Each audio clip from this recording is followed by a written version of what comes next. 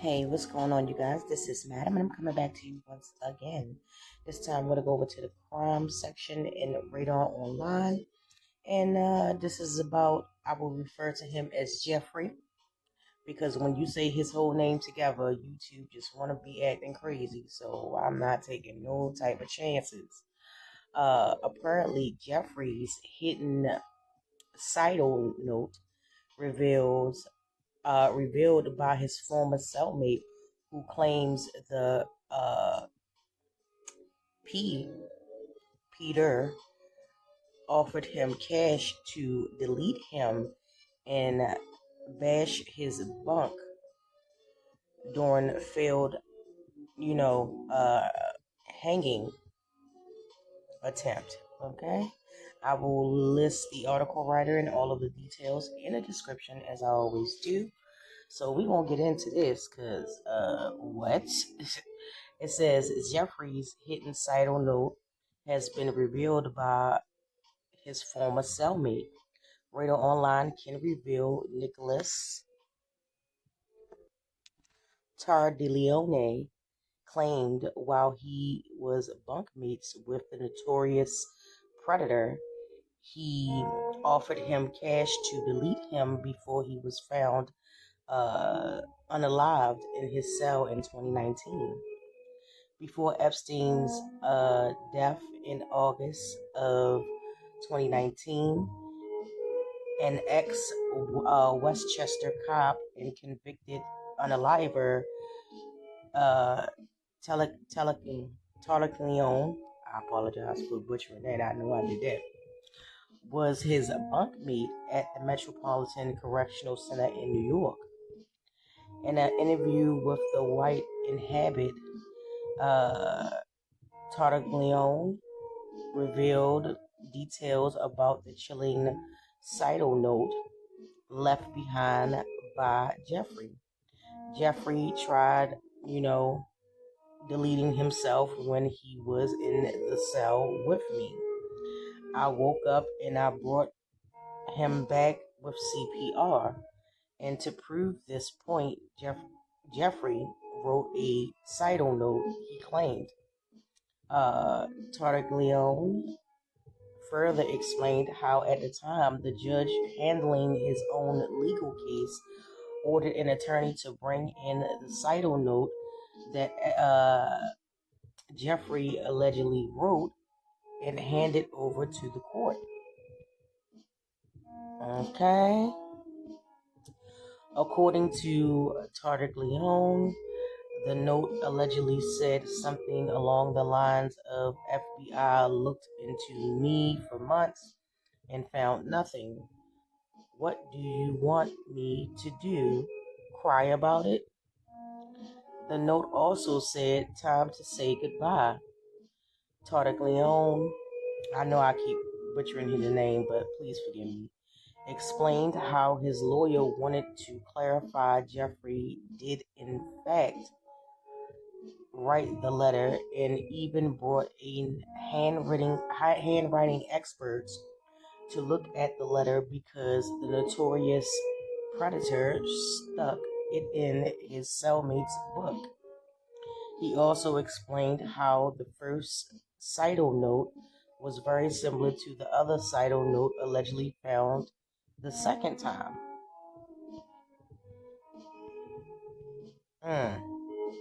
Really? Tartaglione explained how Epstein didn't want to go on Sidle watch, so he blamed his bunkmate for attacking him, which the famous predator eventually apologized for.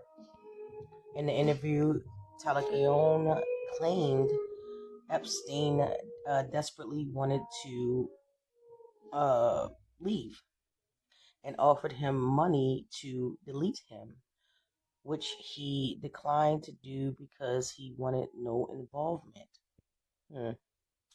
Once they denied his bail, that's when he decided that because when he got back from his bail hearing, one of the first things he asked was, how do I make a noose? And I told him, You're not doing that in the cell, Jeff Telegion said. He also added he definitely committed suicidal. That's why I was cleared of any wrongdoing. They know it.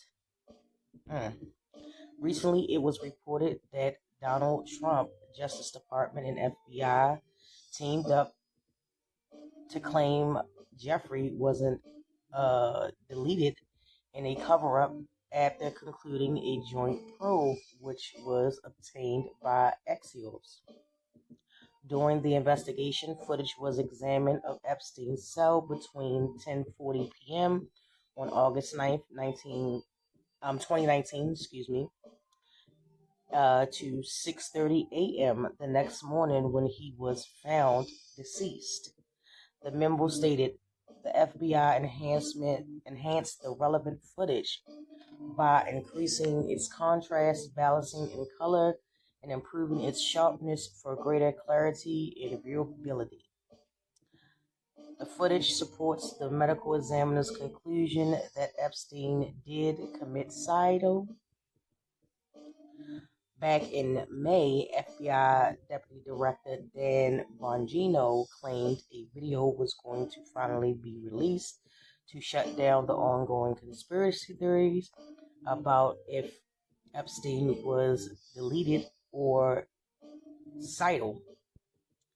Bongino said while appearing on Fox and Friends, there's a video clear as day. He's the only person in the cell. He's the only person in there. And the only person that came out. You can see it. And that is the end of the article, you guys. That is the end of the article. But let's get into it, okay? It is so very convenient. I'm going to start there. It is so very convenient that now this bunkmate, this Celly, wants to come out and speak on this. To my knowledge, where was he prior to this? Why wasn't this made, public knowledge? To my knowledge, it wasn't public knowledge. It seems very convenient. It seems very, and then, Dan Bongino, who was a podcaster, who before he had got nominated to the prestigious position that he holds right now, was one of the people, along with Kash Patel, that were so adamant about releasing the Epstein files and things like that. And it's it needs to be released, release it. Not only that, it was senators that was pushing for the same thing, release it. When they did the phase 1, when they had all the, podcasters and, come and get a binder of information that was already put out there, is crazy work to me. And they said it was phase 1. Now, to my knowledge, phase means, you say phase 1, you would expect that it would be like a phase 2, 3, so on and so forth, right? But that never came. Then you had the leaked video of Pam Bondi having a conversation with someone, saying about the videos and things like that. You also had Pam Bondi actually go on Fox and say that she had the files on her desk. They were reviewing the files or whatever the case is. And I just find it very convenient that all of a sudden the list doesn't exist, which if you was back then, there was a list that came out on Twitter at the time. It was named Twitter.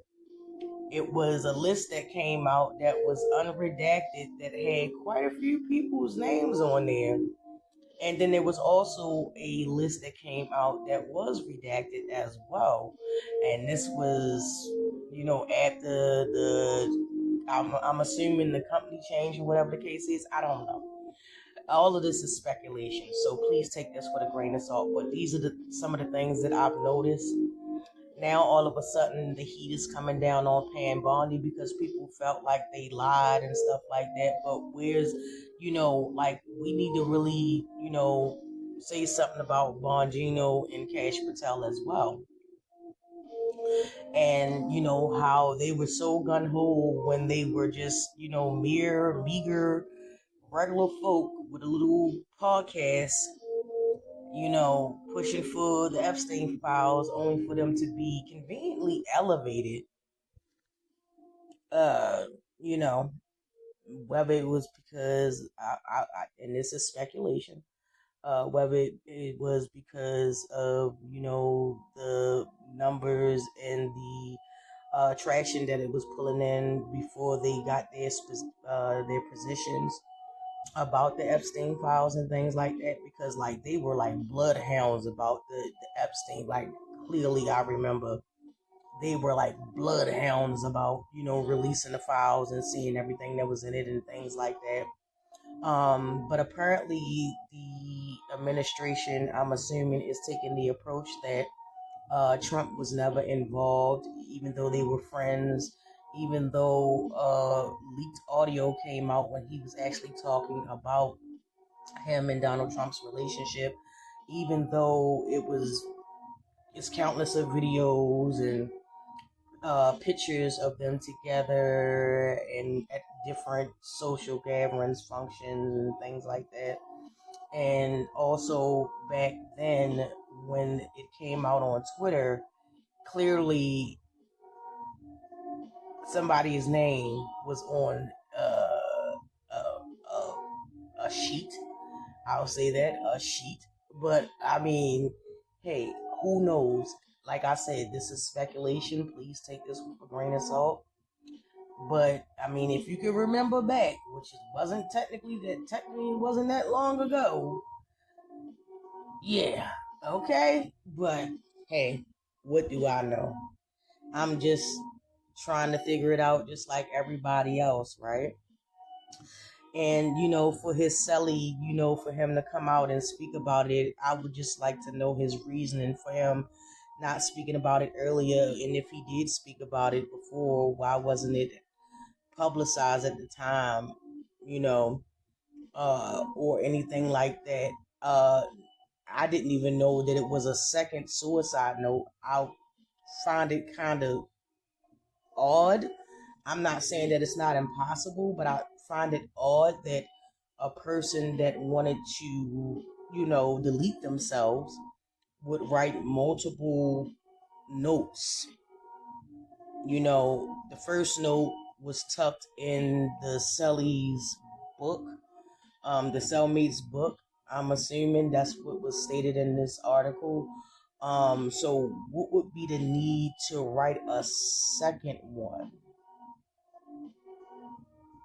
For what reason? And it's so vague, um, you know, given the fact that I'm not saying that it's not possible. I'm just saying this is speculation. Okay? But I don't know, you guys. Let me know what you think. Drop down in the comment section. Come chop it up with me. I love to hear from you on all topics, not just this, but all topics of all the videos that I've done. Don't forget to like, subscribe, and share. Definitely do that. Hit that like button and make sure you click the bell so that anytime I post anything, whether it be a short or whether it be an actual video, you can, stay abreast about what I find interesting to talk about. And also, thank you so much for your support. I truly do appreciate it. And with that, you guys, I am out of here. But I will get with you in the next one. And always remember, be good to yourself first.